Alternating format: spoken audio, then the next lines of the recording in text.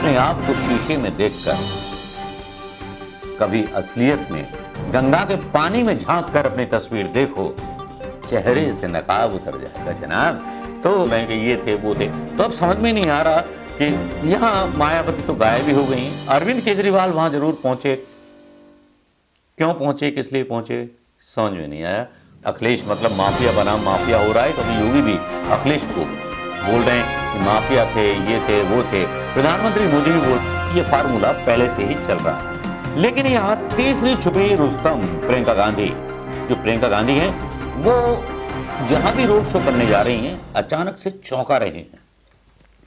कहीं ऐसा तो नहीं छुपी हुई रुस्तम निकलेंगी प्रियंका गांधी?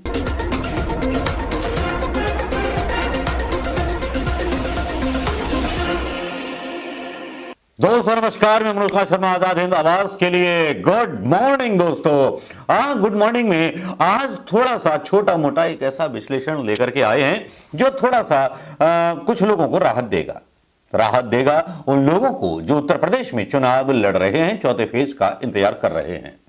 जी हां, कुछ ऐसी ही बात है कि किस तरह से उल्टे सीधे बयान देकर के एक जिम्मेदार पद पर बैठा हुआ मुख्यमंत्री अपने आप को माफिया घोषित कर देता है, और जिसकी चुटकी लेने में अखिलेश यादव विपक्षी नेता जरा भी पीछे नहीं रहते। लेकिन उनका तंज, उनका ह्यूमर बता देता है कि कौन ज्यादा चालाक और कौन ज्यादा तेज है। योगी जी अपने आप को बार बार भाषणों में ये कहते हैं बुलडोजर बुलडोजर, प्रधानमंत्री मोदी भी बुलडोजर बुलडोजर। भाई जिसमें जितनी समझ होगी, जिसको जितनी राजनीति की समझ होगी कि वो हिंदू मुस्लिम करा करके चुनाव जीत सकता है, वो मुस्लिम माफियाओं के ऊपर बुलडोजर चला करके चुनाव जीत सकता है, तो वो उतनी ही बात करेगा ना। लेकिन इसके पीछे के छिपे तत्व जिनकी आवाज विदेशों तक जाती है, बदनामी जबरदस्त हो जाती है, और इतनी जबरदस्त हो जाती है कि आप अंदाजा नहीं लगा सकते। जहां योगी जी एक तरफ अपने आप को बोलते हैं कि मैंने बुलडोजर चलवाया कि नहीं चलवाया, लेकिन नौकरियों की बात नहीं करते, वो बात नहीं करते गंगा में तैरती हुई लाशों की, वो बात नहीं करते रामनवमी कफन उतारते उन वीडियोस की जो कोरोना काल में देखे गए थे। लेकिन योगी जी को भी माफिया बनने का शौक है, हालांकि कई हथियारों के लाइसेंस उनके पास हैं, लेकिन अखिलेश यादव भी नहीं चूकते हैं। अखिलेश यादव क्या बोलते हैं सुन लीजिए। तो स्मार्टफोन दे दिया, ये नौजवानों तुम्हारे हाथ में स्मार्टफोन दिखाई दे रहा है, कहीं बुलडोजर बाबा ने तो नहीं दिया आपको? संडीला में नहीं पहुंचा अभी, तो बताइए बाबा मुख्यमंत्री आपको नहीं देंगे, क्योंकि वो खुद चलाना नहीं जानते, इसलिए आपको नहीं देंगे।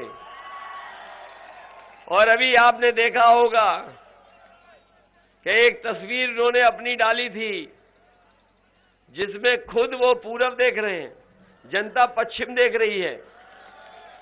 तब हमें पता लगा कि स्मार्टफोन भी नहीं चला पा रहे हैं, ये स्मार्टफोन नहीं चला पाते हैं।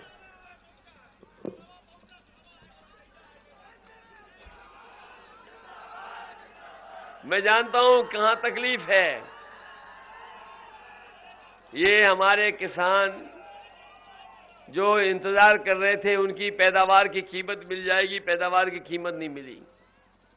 लेकिन हमारे बुलडोजर बाबा जी ने उन्हें दिन रात जगाने को कर दिया है, पूरी रखवाली करनी पड़ रही है।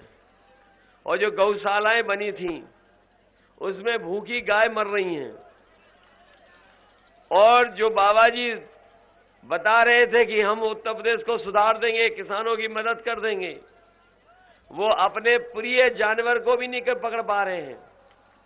ये जो नाम ले रहे हो आप, ये हमारे बाबा मुख्यमंत्री जी का सबसे प्रिय जानवर है। इसलिए हम आपसे निवेदन करने आए हैं, ये चुनाव सरकार बनाने का है।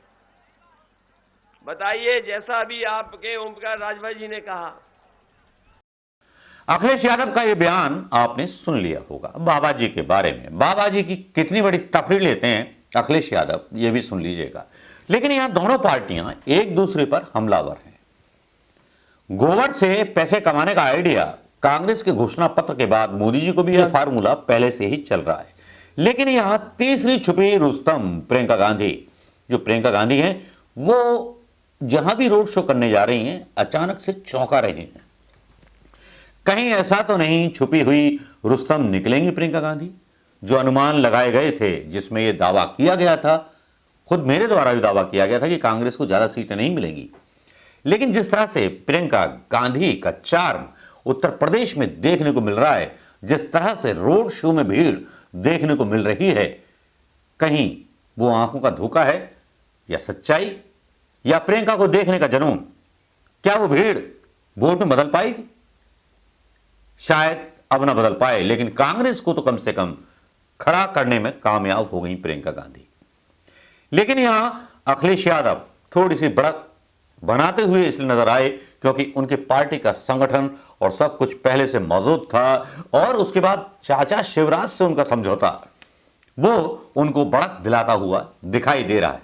जहां योगी मोदी हड़बड़ाए हुए नजर आ रहे हैं, उत्तर प्रदेश में जीत के लिए कर्नाटक में भी दंगे कराने पड़ रहे हैं जहां पर इनकी सरकार है, लेकिन उसकी कानून व्यवस्था पर कोई सवाल नहीं उठाए जा रहे।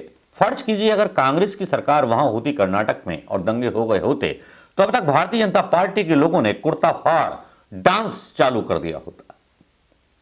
लेकिन मजे की बात यह है कि लाशों पर राजनीति करने का जितना तजुर्बा प्रधानमंत्री मोदी को है और जितनी ड्रेस पहनने का तजुर्बा प्रधानमंत्री मोदी को है, शायद किसी को भी नहीं होगा। वो हर रोज जश्न मनाते हैं अपनी कामयाबी का शीशे में देखकर। वो हर रोज जश्न मनाते हैं अपनी कामयाबी का रोज अपने आप को शीशे में देखकर। कभी असलियत में गंगा के पानी में झांक कर अपनी तस्वीर देखो, चेहरे से नकाब उतर जाएगा जनाब। तो अब छोड़िए बातें, क्या करें, बातें तो बहुत हैं, लेकिन सीधी सी बात यह है अखिलेश भारी, अखिलेश मतलब माफिया बनाम माफिया हो रहा है, क्योंकि योगी भी अखिलेश को बोल रहे हैं कि माफिया थे, ये थे, वो थे। प्रधानमंत्री मोदी भी बोल रहे हैं कि ये थे, वो थे। तो अब समझ में नहीं आ रहा कि यहाँ मायावती तो गायब ही हो गई हैं। अरविंद केजरीवाल वहां जरूर पहुंचे, क्यों पहुंचे, किस लिए पहुंचे, समझ में नहीं आया।